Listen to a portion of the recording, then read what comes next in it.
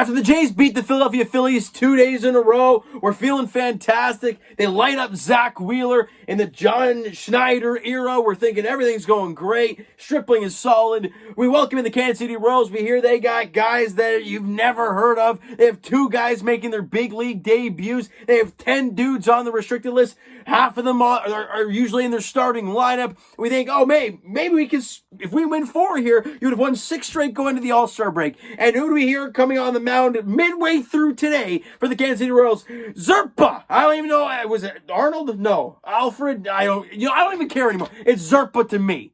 Zerpa or Zerpa. Whatever. A guy who is thrown 2 games in the big leagues. And he carved the Jays up like a fat Thanksgiving turkey after the first inning. It's wild how this team can go from lighting up Zach Wheeler, thinking everything's fantastic. We're like, wow, this team has figured it out somehow. And the confidence is through the roof. They made a lineup change today. We're like, man, everything is going great. And then bang, hits a brick wall. And the Blue Jays score 1 run on 7 hits today. And they lose 3-1 to the Kansas City Royals. Sorry, excuse me. What is it, the Omaha Royals? Whatever the hell their name is. The AAA team of the Kansas City Royals. It pretty much felt like it today. And the Jays lost. I mean, what else is there to say about this? Kevin Gausman was back after taking the line drive off the ankle there a couple starts ago against Tampa Bay Rays at Rogers Center in that Canada Day weekend.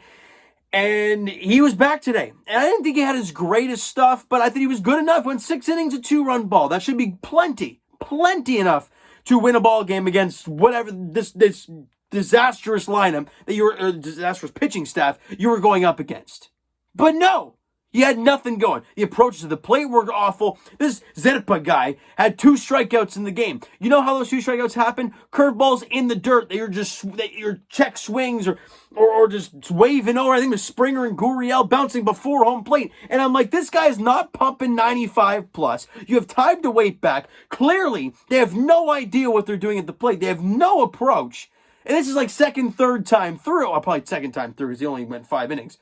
But it was just absurd, the approach to the play we were seeing from the Toronto Blue Jays this evening. Look, top of the 5th inning, this one they got their offense started. Olivares, what am I talking about? Olivares hits an RBI single. Nicky Lopez comes in to score. And Bobby Witt Jr., it's a solo bomb. That's all off of Kevin Gausman. And it's 0-0 to this point in the 5th. The Jays have had nothing going except for the first inning, right? George Springer leads off the game with a walk. Guy's shaking in his boots. Vladdy grounds into a double play. But hold on, the next 2 guys get on. And you get nothing. And after that, it was a complete and utter disaster approach at the plate-wise. And bottom of the 5th inning, right after they scored the 2 runs to take a 2-0 lead, Matt Chapman goes deep to left center, and it's a solo bomb. Jays cut the deficit in half. It's now a 2-1 ball game. They're right back in it. Lots of ball to play. You still have plenty of at-bats to go, but they get squat. And look, we all, thought that the firing of Charlie Montoyo was the right move, and I still agree it was the right move, and I thoroughly do believe John Schneider was the right guy for the job, at least for the time being.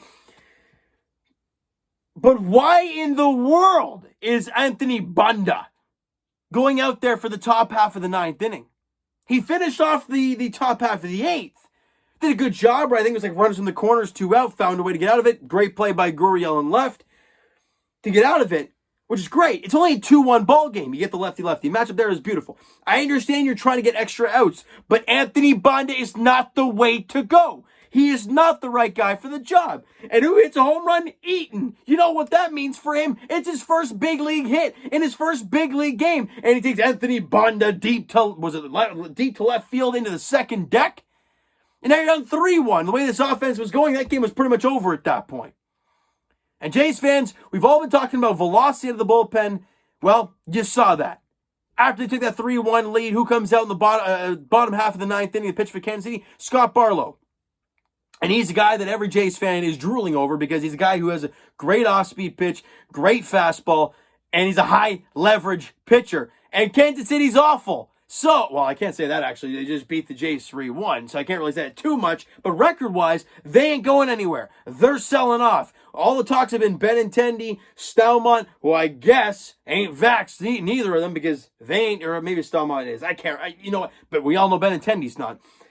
But Barlow is, and he was in the ball game today, so that's a trade piece the Jays got to look at. But disregarding the fact, the Jays' offense sucked. Alejandro Kirk went 2 for 4 in the ball game today. Danny Jansen went 2 for, I was about to say Casey Jansen. Danny Jansen went 2 for 3 in the game, but the Jays had 7 hits, struck out 7 times, and they walked 3. Just not good enough. And you really have no idea what team you're going to see one night to the next.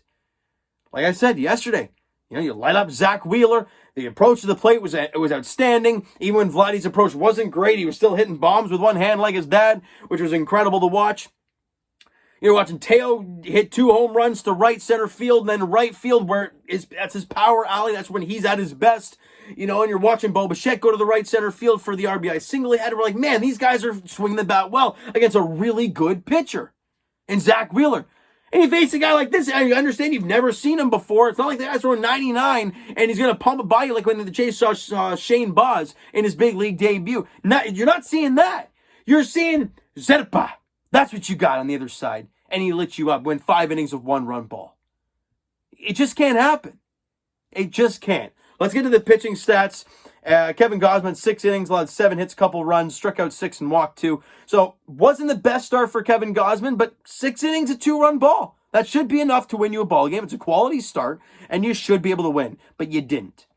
David Phelps went a clean inning, allowed 1 hit. Good job for him. Adam Simber went out there, went two-thirds an inning, but he allowed 3 hits and got 1 strikeout, I believe.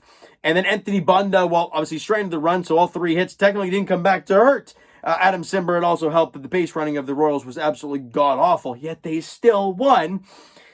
And Banda went I say clean inning. He went 1 inning, allowed 1 hit, 1 run, and a strikeout. Obviously, the solo bomb to Eaton in that top half of the 9th. Game 2 is tomorrow. And for the love of God, you have Alek Manoah on the mound. You have your ace of the staff on the hill tomorrow night at Rogers Center for Game 2 of the 4-game set. You're going up against Zach Greinke, who throws pus. He ain't touching. He's throwing soft as hell this year. He's not what he used to be. We all know that. And this Jays team, I swear, if I see them reaching and looking stupid all night long, and it's quite possible they might. They hate these soft throwers. They got to wait back. They got to look for their pitch and drive it. And if you want to wait back even longer, take it the other way. Doesn't matter. This team is a good hitting team when they want to be. But it's wild. It seems like when one guy's not going, the entire squad's not going. When there's when there's one guy going, everybody jumps on ship. Like yesterday. It's pretty insane how up and down this offense has been. You're only 4 games over 500 at 47 and 43. We thought we were hoping to kind of build a little win streak here heading into the All-Star break. Evidently, not going to happen. But you still have a chance to win the series. I'll bet you're going to win the next 3. But against this team, it shouldn't be this difficult. But they're making it. They showed us very much so today that it's not as easy as it seems. All right, Jays fans, you know what? That is going to do it for this one. If you enjoyed the video and not the game today, smack the like button. Do appreciate that. Hit the subscribe button. You guys not already. Comment down below. Thoughts on the video. Thoughts on the game. Would you like, would you not like from today's game for the Toronto Blue Jays? The Twitter link is down below. So follow up, send me a DM to that great stuff. The Instagram link is also down below. So follow up there if you guys have not done so already. And I will talk to you guys tomorrow night, Jays Edition. Of course, Game 2, the 4-game set against the Royals. Alek Manoah, Zach Greinke, the pitching matchup. 7:07 first pitch there. Thank you guys so much for listening and watching. I hope you enjoyed the video, and most definitely not the ball game today. We'll talk to you guys then.